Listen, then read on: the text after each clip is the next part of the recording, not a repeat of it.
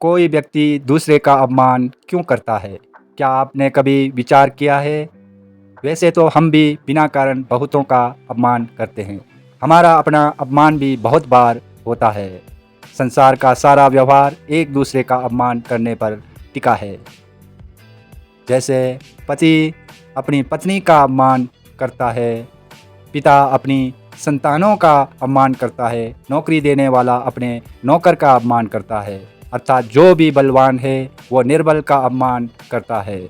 यदि हम शक्तिमान हैं तो अपमान के बदले में लड़ाई करते हैं। यदि लड़ने की शक्ति नहीं होती तो हम अपमान सह लेते हैं, स्वयं को निर्बल और असहाय मान लेते हैं। हमें छोटे होने का एहसास होता है। ऐसा प्रतीत होता है जैसे हमारी आत्मा कुचली गई हो, किंतु कोई किसी का अपमान क्यों करता है?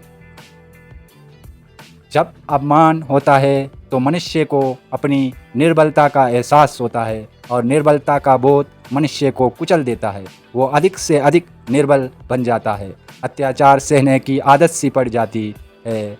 आत्मविश्वास का नाश हो जाता है। और जब आत्मविश्वास नहीं होगा तो मनुष्य शराब और जुए जैसे व्यसनों में सुख ढूंढता है, मन से रोगी बन जाता है। आखिर किसी भी मनुष्य की ऐसी दुर्गति क्यों करता है? अपमान करने वाला वास्तव में क्या सिद्ध करना चाहता है?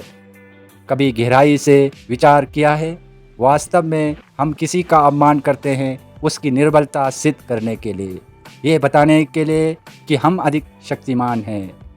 अर्थात वास्तव में अपमान करने वाला स्वयं अपने आप को शक्तिमान या बलवान सिद्ध करने का प्रयास कर रहा है। अपमान करने वाला हकीकत में अपनी शक्ति से आश्वस्त नहीं है, जो उसे अपनी शक्ति पर भरोसा नहीं है।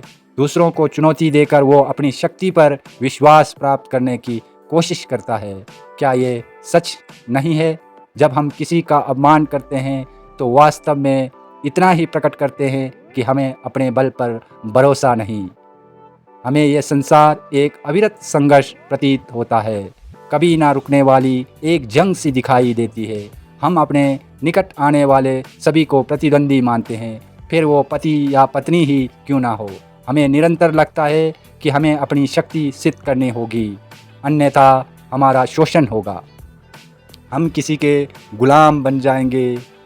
किंतु क्या हमने कभी विचार किया है कि दूसरों को प्रतिद्वंदी अर्थात दुश्मन मानने के बदले कलिंग मान लें, हमारी सहायता करने वाले सहयोगी मान लें। अर्थात दूसरे व्यक्ति को प्रेम करें तो उसका अपमान करना आवश्यक ही नहीं होगा। किंतु प्रेम करने के लिए आत्मविश्वास आवश्यक है। जिसे अपनी शक्ति पर विश्वास नहीं, वो प्रेम कर ही नहीं सकता।